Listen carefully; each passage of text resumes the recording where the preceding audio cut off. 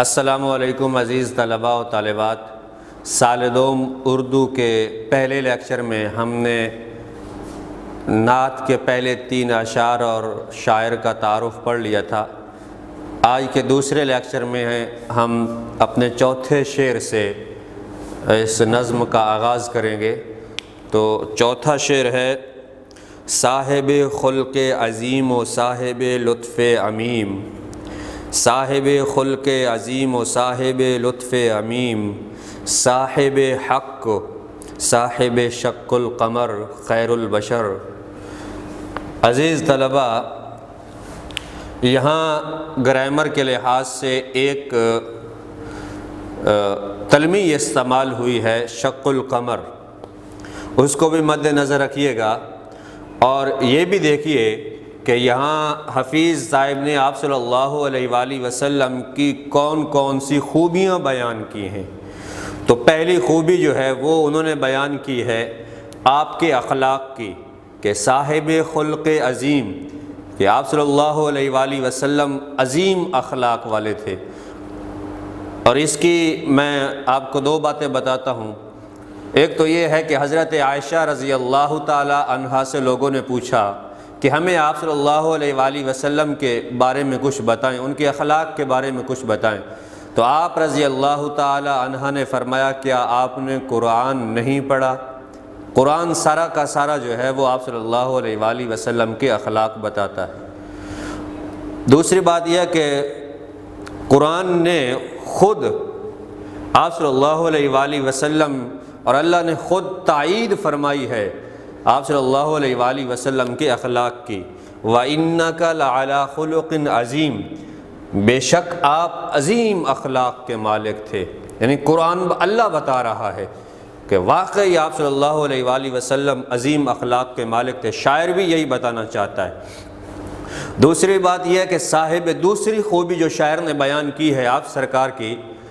وہ ہے صاحب لطف عمیم، کہ آپ کی مہربانی صرف رشتہ داروں کے لیے نہیں تھی، صرف قریش والوں کے لیے نہیں تھی، صرف عرب والوں کے لیے نہیں تھی، بلکہ کوئی عربی ہو یا عجمی ہو، آپ کی مہربانی نہ صرف انسانوں تک محدود تھی بلکہ پرندے بھی آپ صلی اللہ علیہ وآلہ وسلم، وہ گدھے کا واقعہ، وہ اونٹ کا واقعہ، وہ جو چڑیا پھدک کے آپ صلی اللہ علیہ وآلہ وسلم کی گود میں آ گری تھی، تو یہ آپ صلی اللہ علیہ وآلہ وسلم کی مہربانی نہ صرف انسانوں کے لیے تھی بلکہ رحمت للعالمین تھے۔ شاعر بھی یہی بیان کرنا چاہتا ہے۔ دوسرے مصرے میں وہ یہ بیان کرنا چاہتا ہے کہ صاحب حق صاحب شق القمر، صاحب حق آپ صلی اللہ علیہ وآلہ وسلم حق والے تھے۔ جب دنیا میں حق آتا ہے تو باطل خود بخود بھاگ جاتا ہے، اور باطل بھاگنے کے لیے آیا ہے، اور حق آپ صلی اللہ علیہ وآلہ وسلم سے بڑھ کر کس کے پاس ہو سکتا ہے؟ وہ حق کیا تھا؟ وہ آپ صلی اللہ علیہ وآلہ وسلم کے جو شریعت تھی وہ حق تھی۔ تو آپ صلی اللہ علیہ وآلہ وسلم جو بولتے تھے وہ حق تھا، وہ سچ تھا۔ سچ کے علاوہ اور حق کے علاوہ آپ صلی اللہ علیہ وآلہ وسلم کچھ نہیں بولنے والے تھے، حق رکھنے والے تھے، حق پہ قائم رہنے والے تھے۔ اور دوسرا کیا تھا؟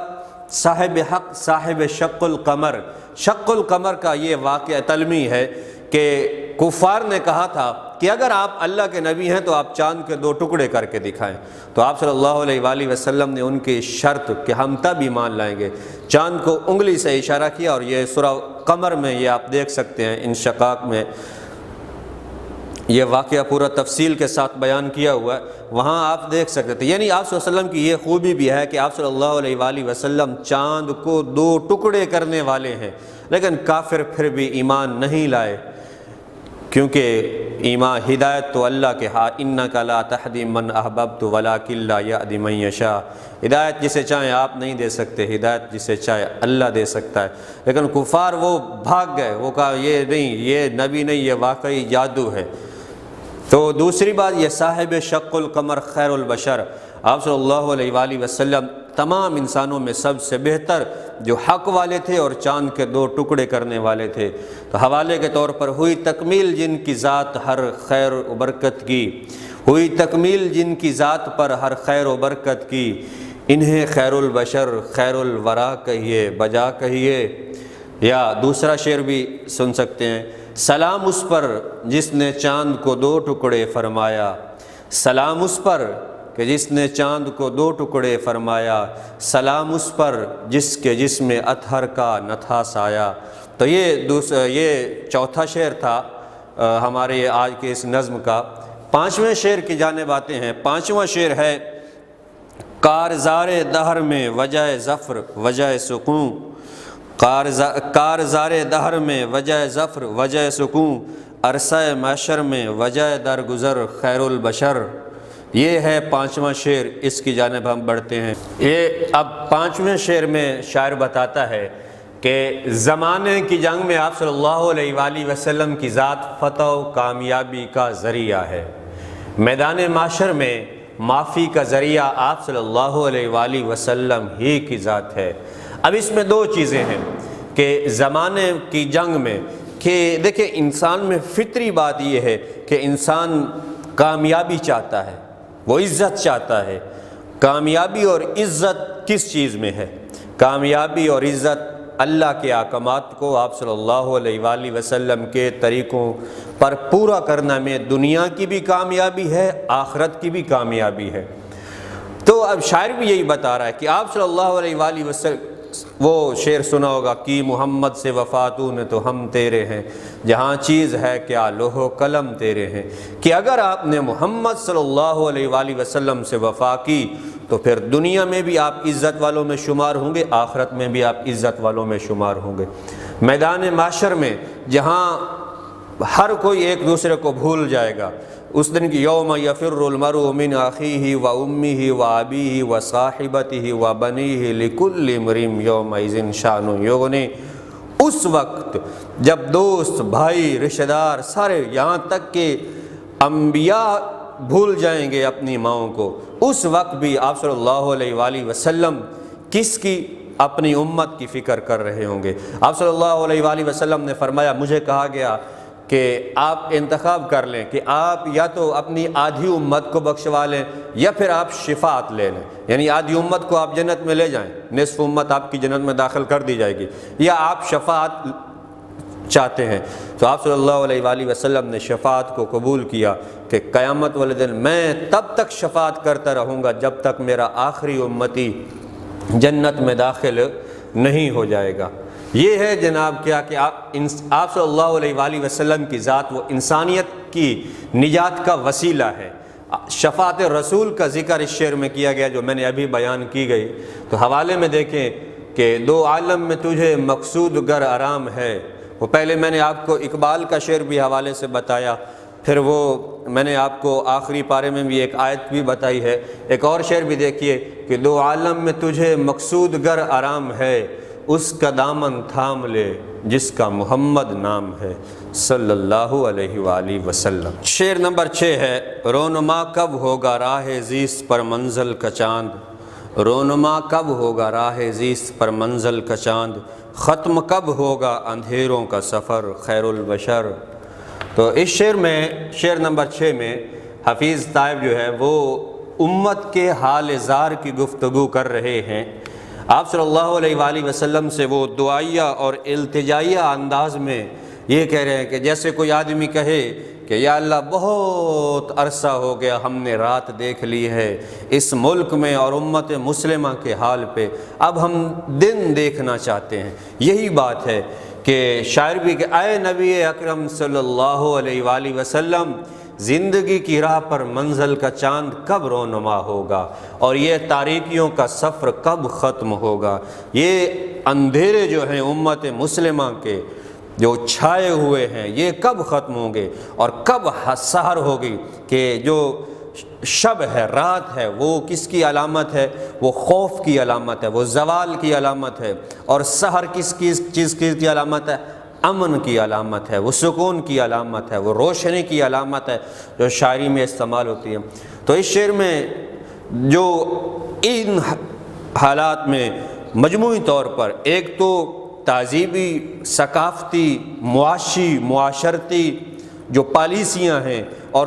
ان کے اوپر ان پہ بھی امت مسلمہ ہر کہیں چاہے وہ دنیا کے کسی ملک میں رہنے والے ہوں، کسی کونے میں رہنے، افغانستان کو دیکھ لیں، آپ کشمیر کو دیکھ لیں، آپ برما کو دیکھ لیں، آپ فلسطین کو دیکھ لیں، آپ عراق کو دیکھ لیں، آپ مصر اور شام کو دیکھ لیں،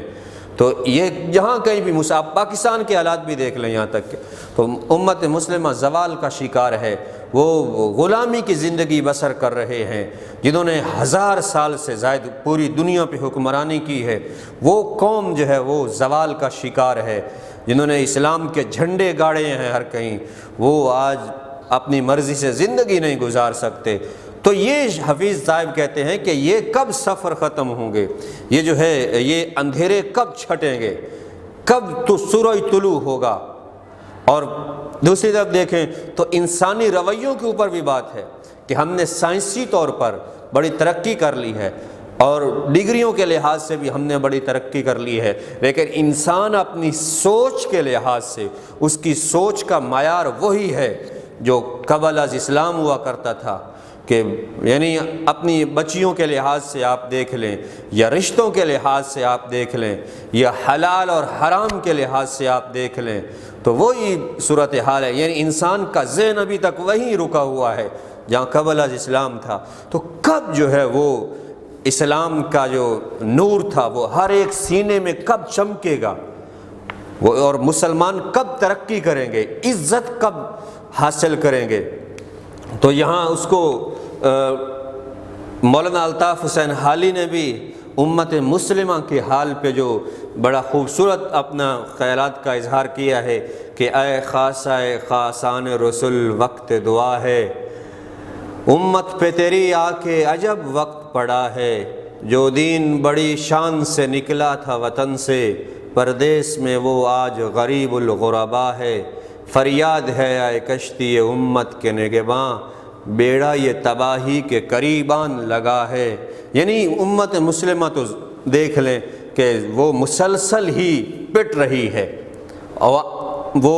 ایک دوسرے کو آپس میں بھی مار رہے ہیں اور باہر والے بھی ان کو مار رہے ہیں۔ تو حفیظ صاحب وہ یہاں کہتے ہیں کہ یہ کب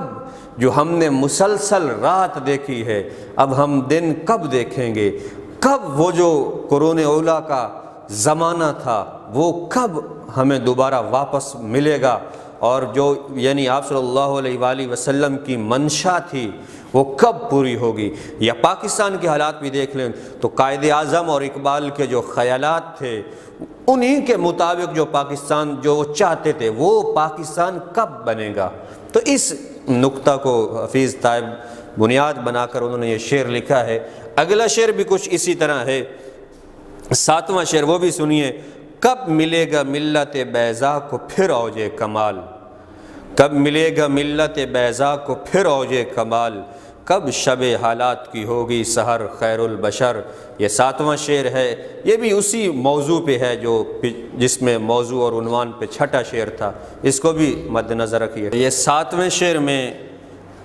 سنیں حفیظ صاحب کیا لکھتے ہیں کہ کب ملے گا ملت بیضا کو پھر اوج کمال، کب ملے گا ملت بیضا کو پھر اوج کمال، کب شب حالات کی ہوگی سحر خیر البشر۔ یہ اس میں بھی وہی انداز ہے اور وہی نقطہ ہے جو پہلے بیان کر چکے ہیں حفیظ صاحب چھٹے شعر میں، کہ جو ملت اسلامیہ کا مجموعی طور پر جو ملت اسلامیہ زوال کا شکار ہے اس کی بات کر رہے ہیں، کہ اپنے رب سے دعا کر رہے ہیں ویسے، اور آپ صلی اللہ علیہ وآلہ وسلم سے التجائیہ انداز میں دعائیہ انداز میں یہ بات کر رہے ہیں کہ یہ امت مسلمہ کے جو اندھیرے ہیں یہ کب دور ہوں گے، کب امت مسلمہ کا جو شاندار ماضی تھا جس میں انہوں نے دنیا پہ حکمرانی کی ہے اور اسلام کے جھنڈے گاڑے ہیں اور ان کی تاریخ ان کے کارناموں سے بھری پڑی ہے، وہ کب ان کو وہی زمانہ وہی ان کا شاندار ماضی کب لوٹ کے واپس آئے گا، کب یہ دوبارہ عروج اور بلندیاں حاصل کریں گے؟ تو اس میں بھی یہ ہے کہ اب اس وقت آپ دیکھ لیں کہ مجموعی طور پر 155 اسلامی ممالک ہیں، 1.5 ارب کے قریب جو ہے مسلمان ہیں، اور یہ نہیں ہے کہ پہلے نہیں کر چکے، 1000 برس سے زائد یہ اسی دنیا پہ حکمرانی کر چکے ہیں، لیکن پھر دیکھ لیں کہ اس امت کا حال کیا ہے، ہر طرف زوال کا شکار ہے۔ تو اس زوال کا مارا آدمی اور مسلسل رات دیکھنے والا آدمی اب وہ سورج دیکھنا چاہتا ہے۔ اب وہ یہ کہتا ہے کہ کب شب حالات کی ہوگی سحر، کب یہ اندھیرے چھٹیں گے، اور کب وہ جو جس طرح کی منشا تھی اور جس طرح کا نمونہ آپ صلی اللہ علیہ وآلہ وسلم اور خلفائے راشدین دے کے گئے تھے، اس طرح کا نمونہ اور اسلام کا جو عملی جو نمونہ تھا وہ دوبارہ کب ملے گا۔ اور پھر پاکستان کے لحاظ سے کہ جو جیسا قائد اور اقبال پاکستان چاہتے تھے، جیسے انہوں نے کہا تھا کہ ہم کیوں پاکستان بنا رہے ہیں، ہمارا مقصد اور منشا کیا ہے، تو وہ قائد اور اقبال کا پاکستان ہمیں کب ملے گا، اور آپ صلی اللہ علیہ وآلہ وسلم کی ذات اور خلفائے راشدین والا جو زمانہ ہے وہ مجموعی طور پر امت مسلمہ کے اوپر کب واپس لوٹے گا، اور کب ہم مجموعی طور پر امت مسلمہ کی بہاریں دیکھیں گے، اور کب دیکھیں گے کہ مسلمان جو ہے وہ عزت والا شمار ہوگا۔ تو مولانا ابو الحسن ندوی رحمۃ اللہ علیہ نے لکھا ہے کہ اگر مسلمان دنیا اور آخرت میں عزت چاہتے ہیں، کامیابی چاہتے ہیں اور دنیا پہ حکمرانی چاہتے ہیں، تو یہ واپس لوٹ کے آئیں اپنے دین کی طرف، اور وہی سنتیں زندہ کریں جو آپ صلی اللہ علیہ وآلہ وسلم کے زمانے میں تھی اور خلفائے راشدین کے زمانے میں تھی، وہی طرز زندگی اور وہی خلافت کا دور واپس لے کے آئیں، تو مسلمان مجموعی طور پر عزت والوں میں شمار ہوں گے اور عزت حاصل کریں گے، اور یہ اندھیرے چھٹ جائیں گے۔ باقی تو پھر ہر اپنے لحاظ سے ہر کوئی اس کا علاج بتاتا ہے، لیکن وہی ہے کہ امت کے جو مریض ہیں اور مجموعی طور پر امت جو ایک مرض میں مبتلا ہو چکی ہے، ہر طرح کے تہذیب و ثقافت کے لحاظ سے بھی، معیشت اور تجارت کے لحاظ سے بھی، تعلیم کے لحاظ سے بھی، یہ واپس اسی طرح لوٹے گی کہ اگر دین کو اپنی زندگیوں میں لائے گی۔ تو آخری شعر میں دیکھیں، آخری شعر میں حفیظ طیب کیا مقطع ہے یہ کہ در پہ پہنچے کس طرح وہ بے نوا بے بالوں پر،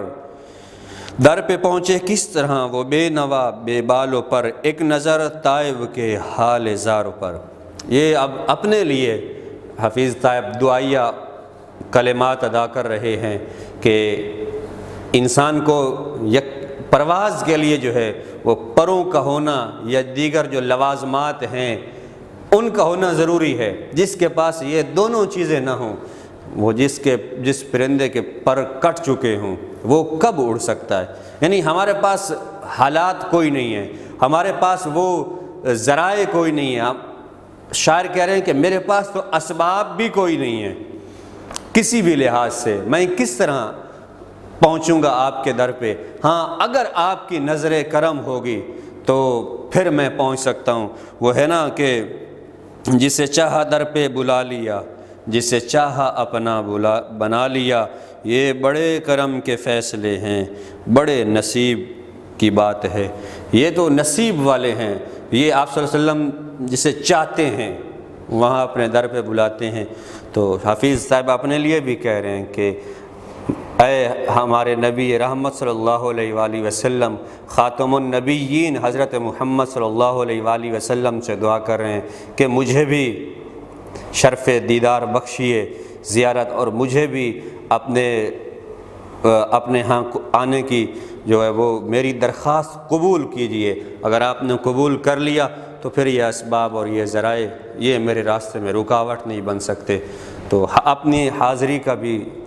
حاضری کی درخواست بھی کر رہے ہیں آخر میں۔ تو یہ تھی آج کی نظم۔ اب ہم دیکھ لیں کہ خلاصے کے لیے کون کون سی چیزیں ضروری ہیں، کہ اگر اس کا خلاصہ آ جاتا ہے تو خلاصے کے میں نے اہم نقطے بیان کیے ہیں۔ تو عزیز طلبہ، اس نظم کے خلاصے کے لیے آپ جو ہے وہ یہ نقطے ذہن میں رکھیں، انشاءاللہ آپ کے لیے آسانی ہوگی کہ پہلے 2-3 اشعار میں صفات نبوی بیان کی گئی ہیں کہ نبی صلی اللہ علیہ وآلہ وسلم کی جو صفات تھیں۔ دوسرے اس سے آگے جو اشعار ہیں ان میں ایک دو اشعار میں اخلاق بیان کیے گئے ہیں اور ایک میں شق القمر والا معجزہ بھی بیان کیا گیا ہے، اور پھر آخری جو اس میں 5 اور 6 اور اس میں 7واں اشعار ہے، وہ اس میں یہ چوتھا اور 5واں جو شعر ہے اس میں شفاعت نبوی بیان کی گئی ہے، اور چھٹا اور 7واں شعر وہ امت مسلمہ کے جو حالات ہیں، تاریکی کا جو دور ہے اس کو بیان کیا، اور آخری اس میں 8ویں میں شعر میں مقطع میں وہ حفیظ صاحب جو ہے وہ حاضری کا شرف اور قبولیت چاہتے ہیں۔ تو یہ اگر خاکہ آپ ذہن میں رکھیں گے تو خلاصہ جو ہے آپ کے لیے 7 یا 8 لائنوں کا یا 10 لائنوں کا لکھنا مشکل نہیں ہوگا۔